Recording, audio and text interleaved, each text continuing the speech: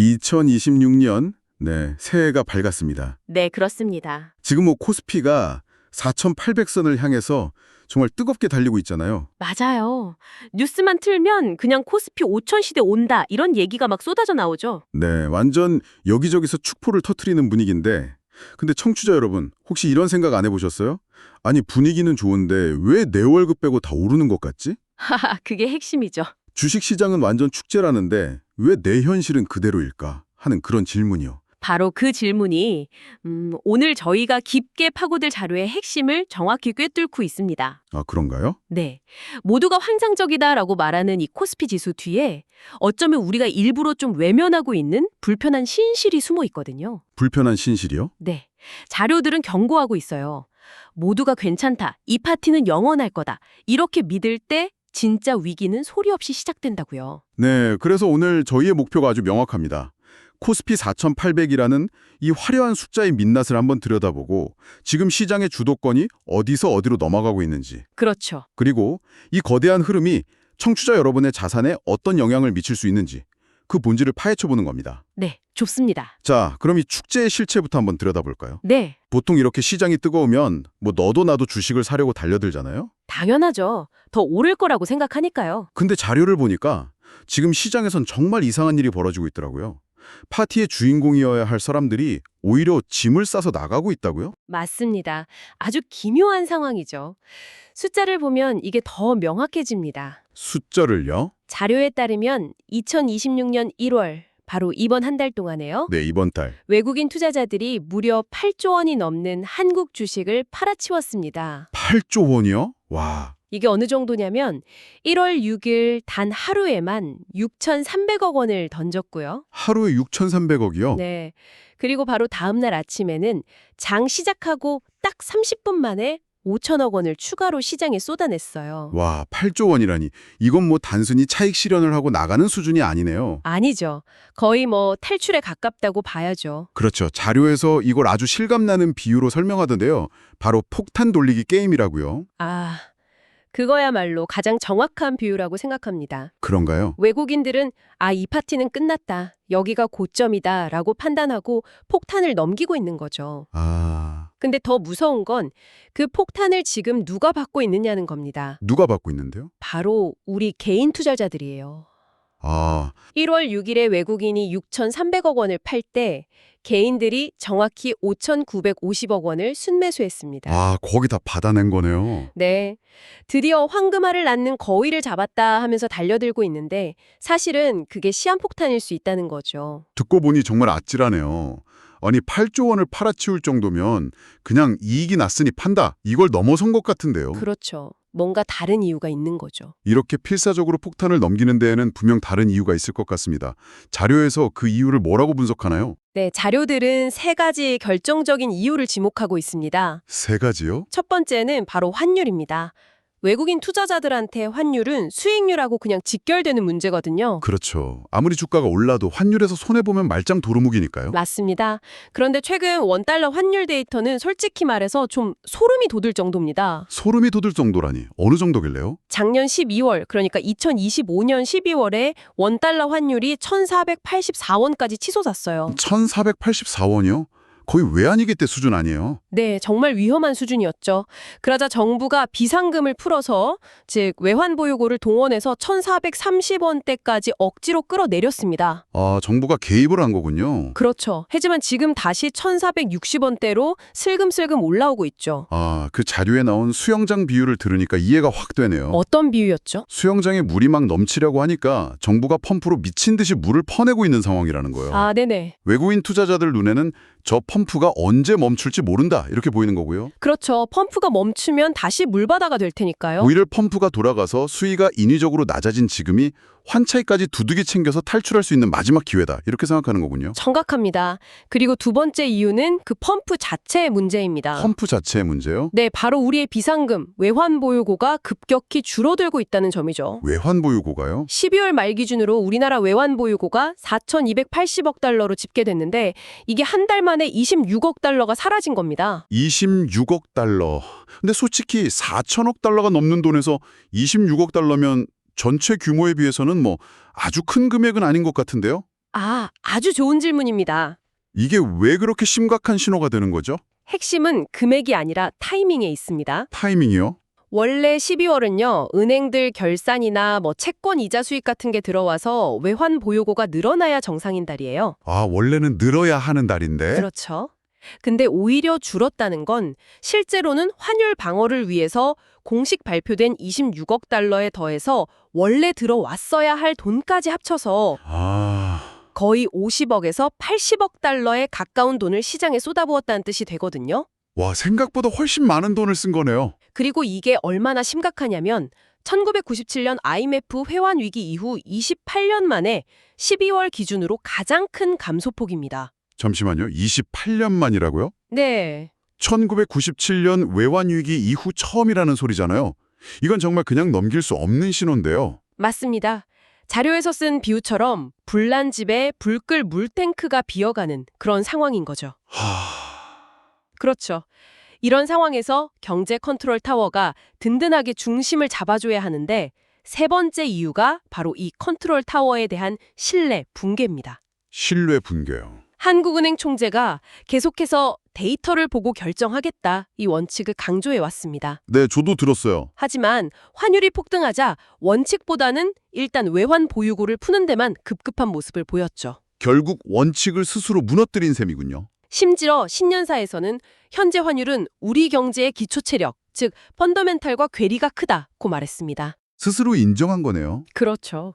이건 사실상 정책 실패를 인정한 셈인데 그 원인을 국민연금이나 해외 주식에 투자하는 개인 투자자, 소위 서학개미 탓으로 돌리는 듯한 뉘앙스의 발언까지 했어요. 우와, 정말 코미디 같은 상황이네요. 그렇죠. 한쪽 그러니까 국민연금에서는 국민들의 노후 자금으로 달러를 사서 해외 투자를 하고 다른 한쪽 한국은행에서는 나라의 비상금으로 달러를 팔아서 환율을 막고 네, 외국인들이 보기엔 이 나라는 지금 정책에 손발이 전혀 맞지 않는구나 이렇게 판단할 수밖에 없겠네요. 바로 그겁니다. 그러니 더 늦기 전에 빠져나가자 이런 판단을 하는 거죠. 알겠습니다. 외국인들이 왜 떠나는지는 이제 명확해졌네요. 그런데 그들이 떠나는 와중에도 코스피는 4,800까지 올랐단 말이죠. 그게 참 아이러니한 부분이죠. 그럼 이 숫자는 도대체 정체가 뭘까요? 기업 실적이 좋아서 오르는 게 아니라면 이건 그냥 허상인가요?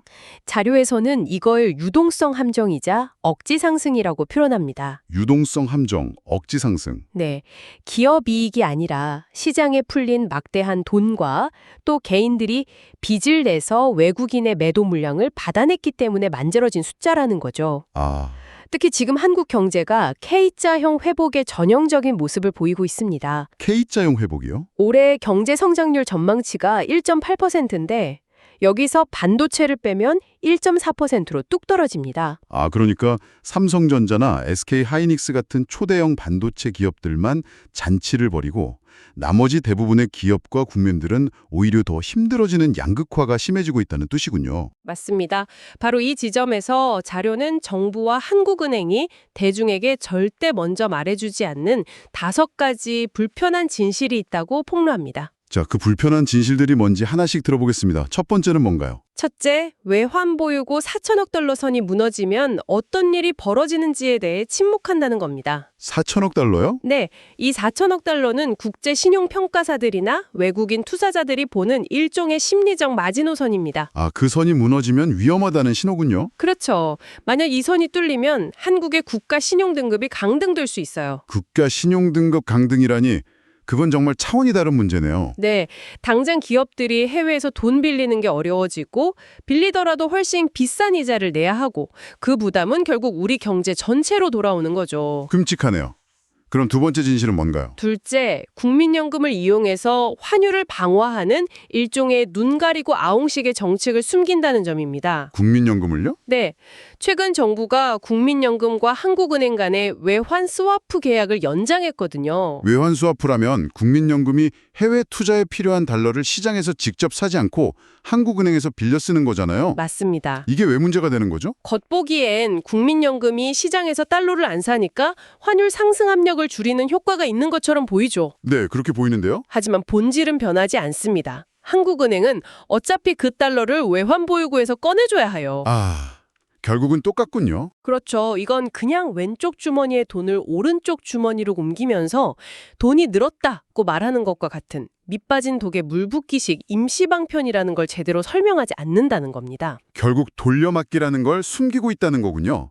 셋째는 뭔가요? 셋째, 앞서 말한 28년 만의 최악이라는 이 충격적인 사실을 어려운 경제 용어로 포장해서 덮어버린다는 겁니다. 아, 어렵게 말해서요. 네, 외환보유고 감소를 발표하면서 분기 말 해외 배당 지급 요인이 있었고 또는 금융사들의 외화 자산 운용에 따른 변동 같은 복잡한 말을 써요. 일반인들은 잘 못 알아듣겠네요. 그렇죠.